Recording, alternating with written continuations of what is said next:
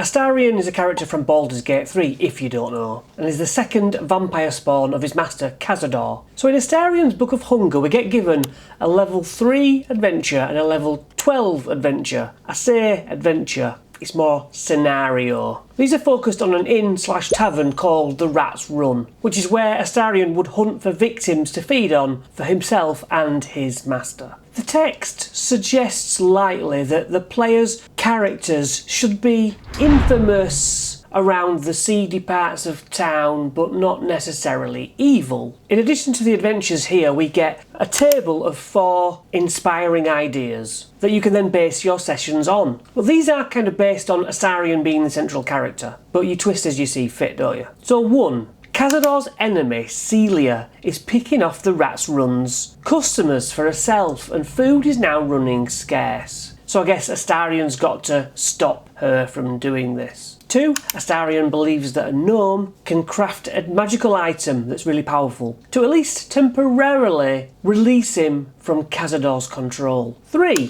Astarion himself has hired 2 vampire hunters to assassinate Cazador's first spawn, Violet. But Violet has discovered this betrayal and promised to have the hunters in fact kill him. 4. Astarion is walking into an ambush himself as Leaf, one of the main managers, has had enough with Astarion eating too many patrons. But officially, here we have Family Outreach level 3. So the PCs are hired by Astarion to stop Violet from having him killed. Violet's been meeting with this local gang of ruffians called the Bloody Knives. Astarion has discovered this because he noticed her, even though she was in disguise, talking to these people, and just knows what she's like. He'll approach the characters, offer them 150 gold and a favour in the future. I mean, it's pretty good to have a vampire on your side, at least for a bit. Astarion is staying in this pub, supposedly, as he's kind of paranoid and thinks being in a busy place means that he's more protected. Now there's 3 sort of attempted attacks coming up. You can have them on all in one night, you could spread them out over subsequent nights or drop them in here and there while giving your players other mini quests in the town to do. Let's say night 1. 5 members of the Bloody Knives gang enter the bar. They might have several drinks and wait for the bar to grow quiet before they finally approach. Maybe they give quite a lot of stink eyes to the players throughout the night. In this group are actually 2 leaders, Bretta and Sorven, using bandit captain stats. And then there's 3 toughs who just do whatever they're commanded to. Throw in a darts match, an arm wrestle, bad karaoke, whatever is fun. Just to be the backdrop leading up to Astarion being approached. Now when a fight inevitably breaks out, the patrons scatter. They shouldn't be too hard a fight, and if they want to beat information out of these toughs, then the information comes out that indeed Violet has hired these guys to kill Astarion, hoping that it doesn't lead back to her. Now Violet could be confronted about this in your story, but she'll clutch her pearls and be terribly insulted that anyone could ever think such a thing. Now this is dark fantasy and also fits into Grimhollow's books.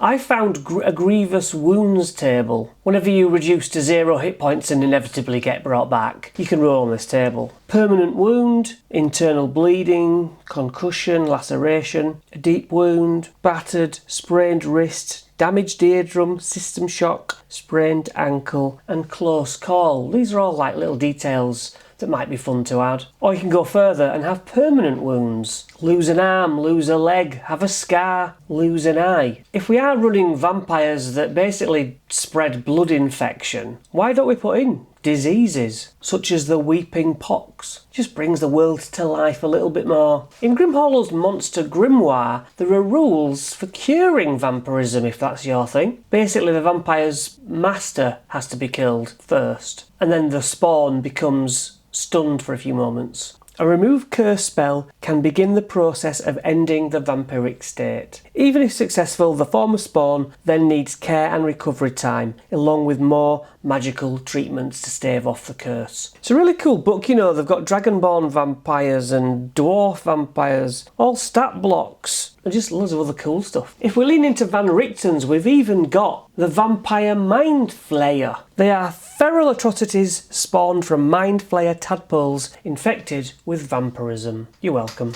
Okay, night 2. A hooded figure slips a note into Astarion's hand. or sends it over with a tray of drinks, or just hands it to a PC. This figure has been paid 10 gold pieces to just deliver this note by some other shadowy interloper outside. Now the messenger is just a commoner called Chase, who didn't ask questions, just wanted the money. Said, yeah, I'll do that for you. Upon going upstairs, past 2 new busts and a suit of armour, they turn into an attack from 2 fiendish icons and a helmed horror, I think. If Astarian refuses to go upstairs, have these things come down. Although it's better to get people upstairs with a good incentive. The idea being someone's going to meet you upstairs who you'll want a word with. The mystery is curiosity led enough to get them up there, hopefully. Night 3's details could be used on Night 2, and there is no Night 3. But as written, 2 harvested devils stay in room R9A with the sole mission of killing Astarion, along with any allied protectors. Maybe even drop this attack in on a long rest, or when their guard is down. So I'm on D&D Beyond's maps now, as we get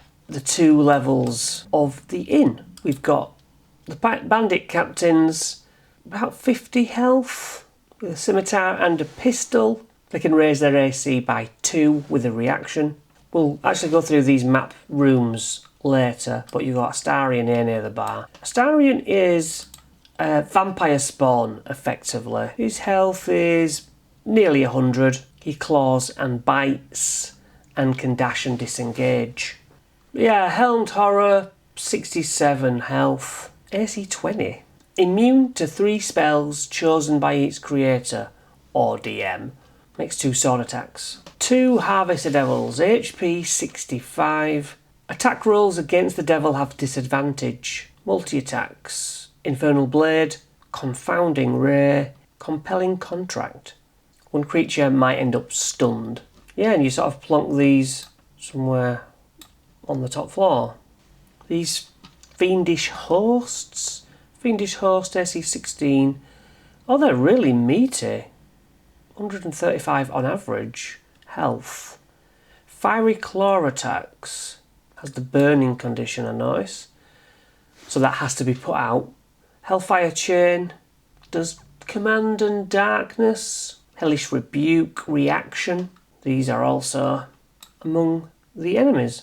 Now, if you need to have these ideas all in one night, just one long night, it's fine, go for it. Now, this video is sponsored by nobody. It's me. No one sponsors me. However, if anyone wants to, that would have been your segment. So let's move on. This whole story can ultimately lead to a campaign where Violet is the final big bad boss. And beyond that, Cazador. And the next scenario, which says is for level 12 characters, kind of gets us towards that. But there's that horrible leap from level 3 to level 12. But I'd say if you did kill Violet, then this would follow on well next. You swap the Rat's Run for another bar at night, but basically Cazador himself comes down to kill Astarion. It starts with a busy night in the pub, and I would probably set up another quest entirely. Right, players, you're gonna today got to plan your heist and just like red herring them. But then have Astarion notice several people he recognises, even though they're in disguise. Maybe he recognises a voice, or better yet, a scent. They seem to be positioning themselves near to the only entrances and exits. An ambush is brewing. Astarion will hopefully go upstairs to try not be cornered. He may even say, I'm going upstairs, watch to see if I'm followed. Now, these vampire wardens might not know what Astarion's accomplices look like, so you'll allow them a DC 15 stealth roll or whatever to move about, positioning themselves where they want to be. Upstairs though, there are 2 speaker devils preparing their assault in a room where Astarion is likely to end up. That could be a storeroom or something. The door is locked to this room and the devils have the key. So have these attack him upstairs, or if you don't go upstairs, you bring them down. Speaker devils, large fiends, AC 17, 189 health. Thundering halberd attacks. They can cast Dimension Door, can stun you with their words, smash you with force damage, and there's 2 of them. Now the Rat's Run is near Grey Harbour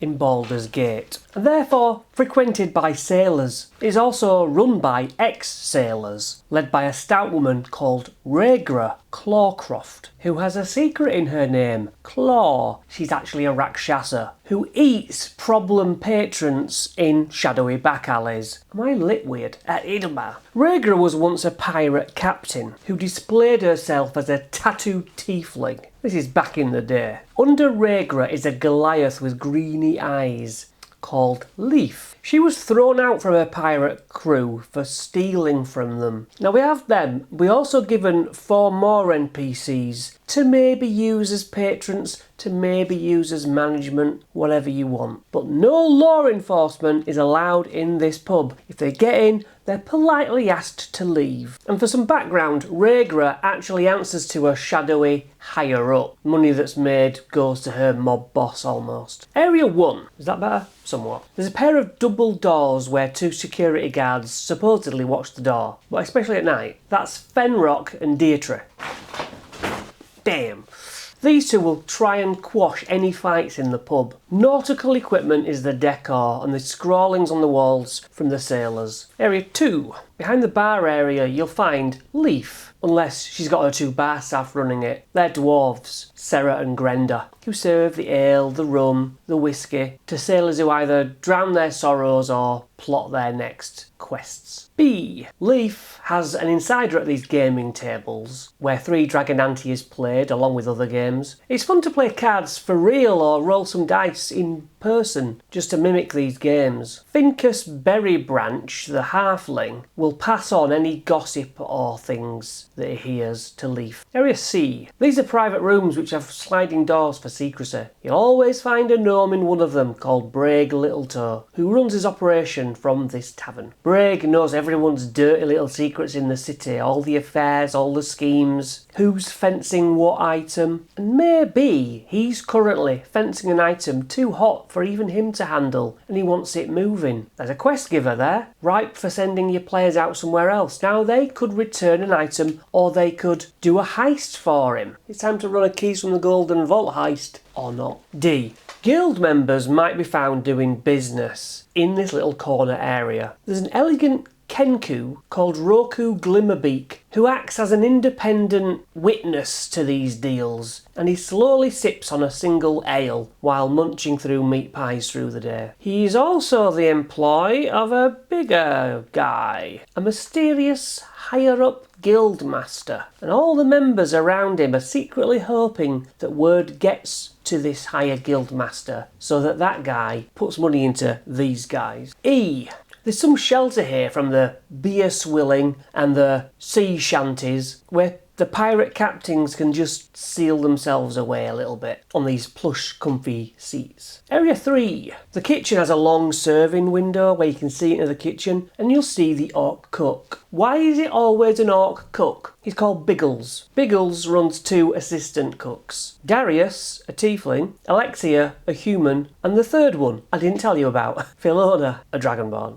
Now obvious kitchen items can be found in here. Butcher knives, whatever implements you can think of. A spatula if you want. But what might catch the PC's eye is an enchanted knife which cuts with such precision. It's a +1 dagger. Throw in some oil, vials of acid, alchemist's fire. Now we've got ourselves a party. Area 4 is the pantry, which holds boxes of food supplies. Yeah, there's sacks and crates, wherever you want. But there's a padlocked box on the wall. I'm thinking a medical box. It has 3 potions of healing inside. Area 5 is the toilets. Area 6 is basically a balcony overlooking downstairs. This is where you access all the rooms if you've hired a room. Area 7. These are the best rooms here, which are put aside for special guests. Both these rooms have pushable bits on the walls to access. Area 8, where there's a secret ladder to Area 13. Area 9, all your basic hotel-like rooms with modest elements to them. Area 10, there's a private keep out sign marking the offices where Leaf works when doing the paperwork.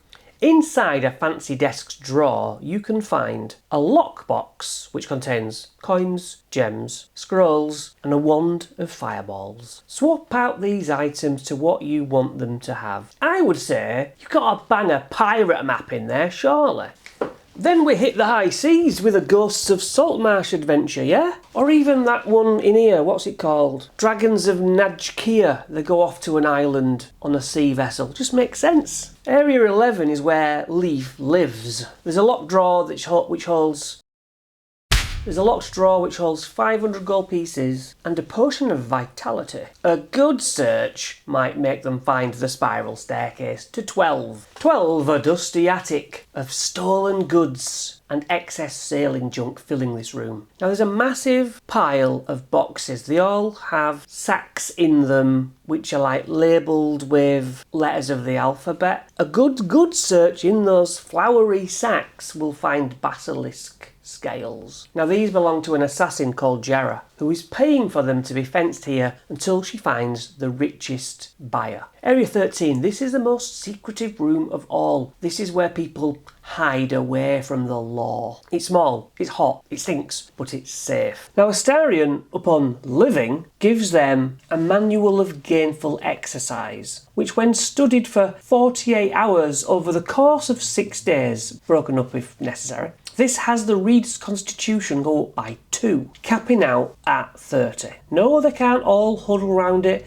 and read it at the same time. Once the magic is used, it doesn't have magic again until 100 years has passed. I think in this adventure thread, it would be a good idea for you to use the Haunting Revenant stat block. For those not in the know, it's in the new monster manual. It's basically a gargantuan haunted monster house. AC 20, 203 average hit points. Haunted Zone. It's a con save. And any creature that fails it, their spell is wasted inside. The house makes 2 object slam attacks and uses invitation. Object slam attack. With advantage, because you're inside its belly. 27 bludgeoning, twice. Invitation. Charisma save. You're teleported inside if you're outside fighting it. But I think you should be inside it first. In which case, I'd have a room be the belly. Maybe the cellar? I like that. Then, yeah, you're basically swallowed. And if you don't leave by magical teleportation of some sort, you're killed. Or if that's too much, you know, DM, do your dials. Have it go how you want. Now they are meant to go outside at some point when they finish fighting inside the tavern, and Cazador is stood outside with 2 vampire spawn. He isn't to be killed, you're meant to allow him to escape on his last bit of hit points. Cazador uses Vampire Infernalist stat block. AC of 16, 172 average health. Misty escape if he needs it. Ignore the running water thing, it's ridiculous. Stake to the heart, he has to be in his coffin for this to work. Sunlight hurts. Has Hellfire Claw. Obviously Bite sucks out your hit points. Can cast Fireball. Wall of Fire. Shapeshifts. Kind of at your will. Bonus action, smonus action, whatever I want it to do. He has legendary actions. You smudge the rules to make him cool, interesting, but beatable. However, he's not going to be beaten because he's going to disappear and then they have to fight the house. Surprise, motherfucker! Give me a sub to keep my motivation up and I'll see you next session.